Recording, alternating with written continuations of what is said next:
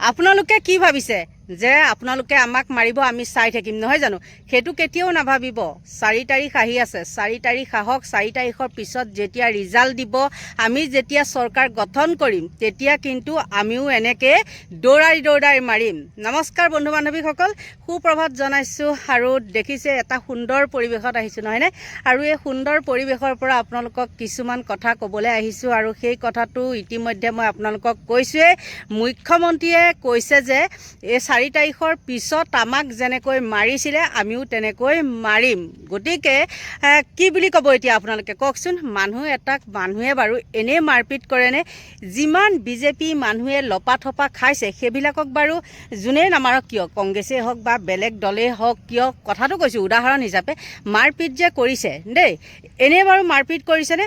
কিন্তু যিসকলে কংগ্ৰেছক গৈ পেলাই বিজেপিসকলে যে মাৰপিট কৰিছে, সৌ সিদিনাখন বিদ্যুৎ শইকীয়া বুলিও এজনক মাৰিছে, কৃষক মুক্তিৰ, আপোনালোকে গম পায় নহয় জানো?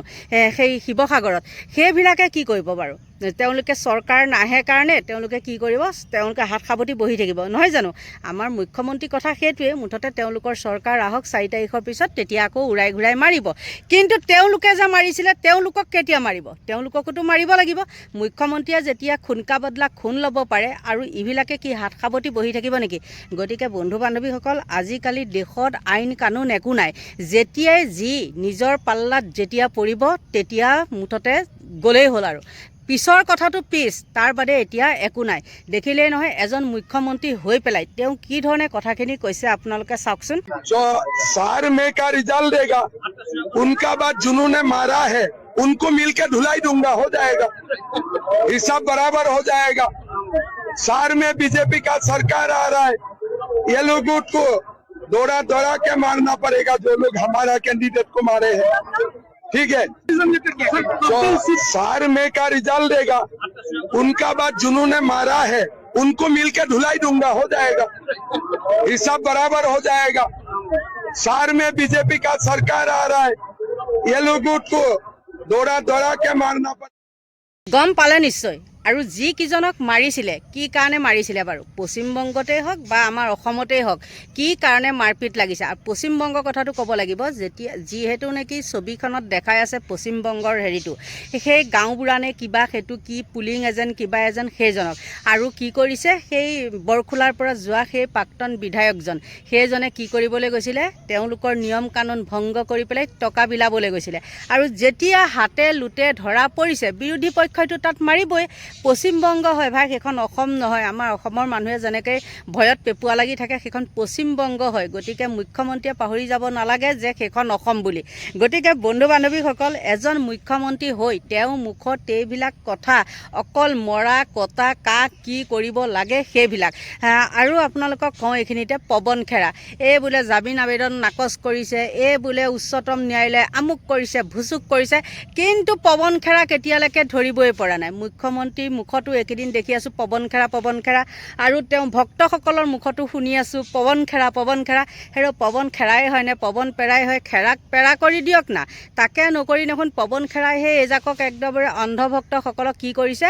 চেৰা বনাই দিছে। আৰু সেই চেৰা বনাই দিয়াৰ ফলতে এইবিলাক কাম কৰি ফুৰিছে, হয়নে নহয়?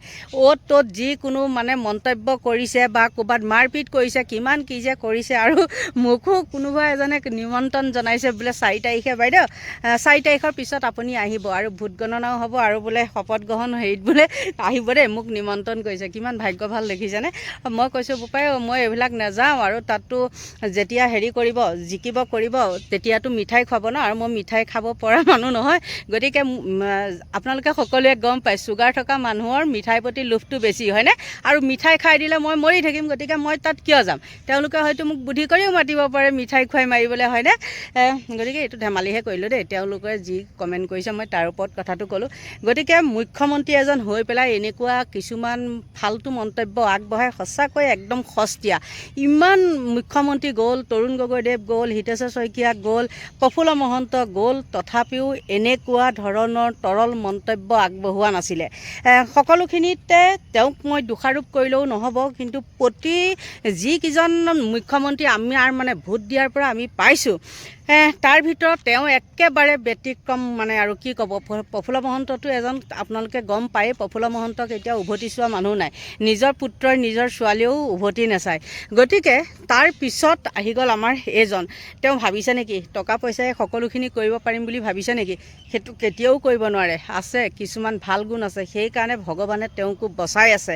ভাল গুণটো কি কওঁ শুনক। মই আজি বহুখিনি প্ৰসংগ লৈ পেলাই মই ভিডিঅ'টো বনাবলৈ আহিছোঁ।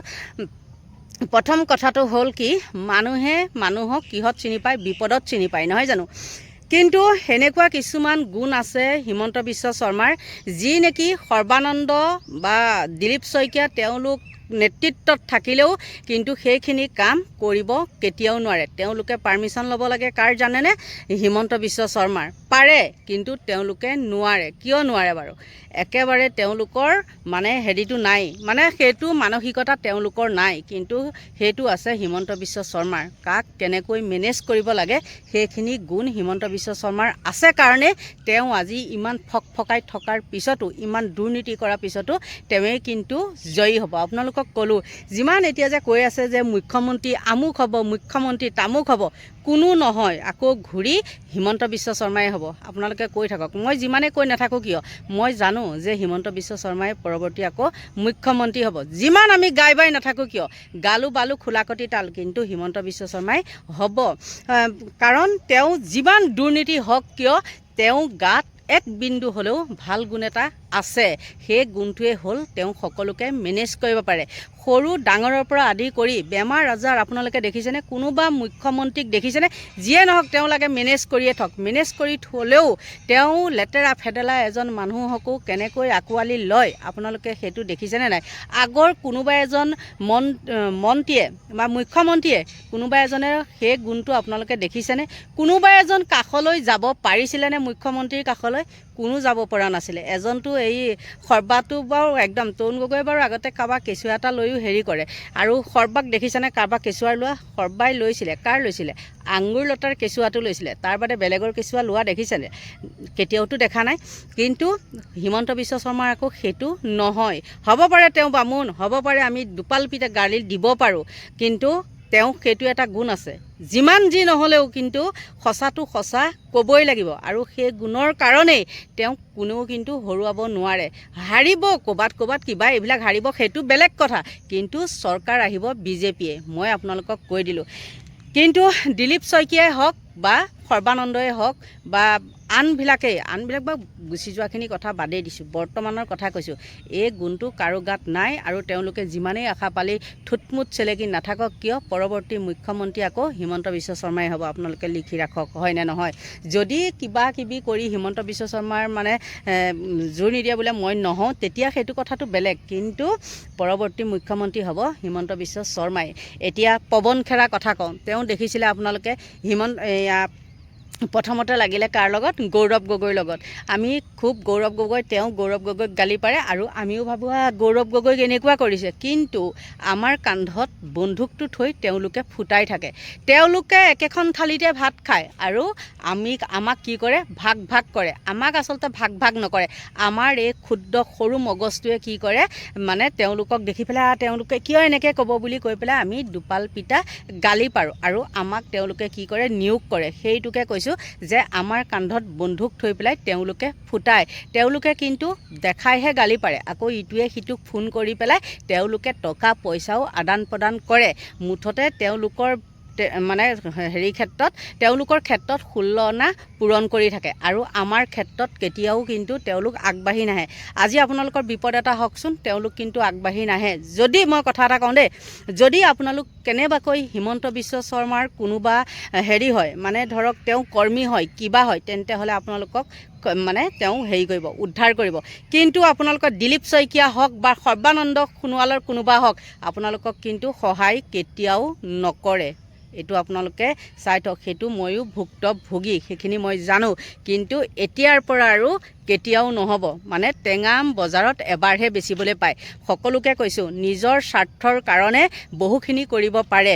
আজিকালি মানুহবিলাক হ'ল স্বাৰ্থপৰ। আপোনাৰ ওচৰত স্বাৰ্থ আছে, মানে আপোনাৰ পৰা কিবা এটা স্বাৰ্থ পাই আছে, আপোনাক ইউজ কৰি আছে, আৰু আপোনাক বা যেতিয়া স্বাৰ্থটো নোপোৱা হ'ব তেতিয়া আপোনাক লাঠি মাৰি দিব। এতিয়া চলি আছে সেইটোৱে। গতিকে আমি সৰু মানুহ নহয় জানো, সৰু মানুহ, আমাৰ ধন টকা পইচা নাই। এতিয়া এইটো চাব লাগিব আমি ক'ৰ পৰা উদ্ধাৰ পাওঁ। আমি য'ৰ পৰা উদ্ধাৰ পাওঁ আমি তাকহে ছাপোৰ্ট কৰিম। গতিকে বন্ধু বান্ধৱীসকল, মই যিখিনি কথা কৈছোঁ সেই কথাখিনিত কিন্তু বহুখিনিও সোমাই আছে। যদি আপোনালোকে বুজি পায় তেন্তে হ'লে বুজি পাইছে, আৰু যদি নাই পোৱা তেতিয়াহ'লে নাই পোৱাই। এতিয়া পৱন খেৰাৰ কথাকে মই আপোনালোকক কওঁ। পৱন খেৰাক লৈ পেলাই দেখিছে নহয় কি মন্তব্য কৰি আছে। আমাৰ তলৰখিনিয়েহে কৰি আছে, কিন্তু তেওঁলোকে ওপৰে মুখে মুখে কথাখিনি কৈ আছে। কিন্তু পৱন খেৰাক কেতিয়াও গ্ৰেপ্তাৰ কৰা নাই আৰু নকৰেও। তেওঁলোকে তেনেকেই ইটোৱে সিটো গালে পানী ছটিয়াব, সিটোৱে সিটো গালে পানী ছটিয়াই তেনেকৈ তেওঁলোকে চলি যাব। গতিকে বন্ধু বান্ধৱীসকল, কি ক'ব, বহু কথা ক'বলৈ থাকে, তথাপিও মানে সৰু কৰিবলৈ চাওঁ, মন চন ভাল নহয়। সেইটো কাৰণে এনেকৈ মই ভিডিঅ'টো প্ৰস্তুত কৰিছোঁ। আৰু দেখিছে এইকেইদিন বহুত গৰম পৰিছে। ক'ম বাৰু পিছৰ ভিডিঅ'টোত মই আপোনালোকক ক'ম। গতিকে এতিয়া এইখিনিতে আপোনালোকৰ পৰা ল'ব লাগিব বিদায়। Bye bye.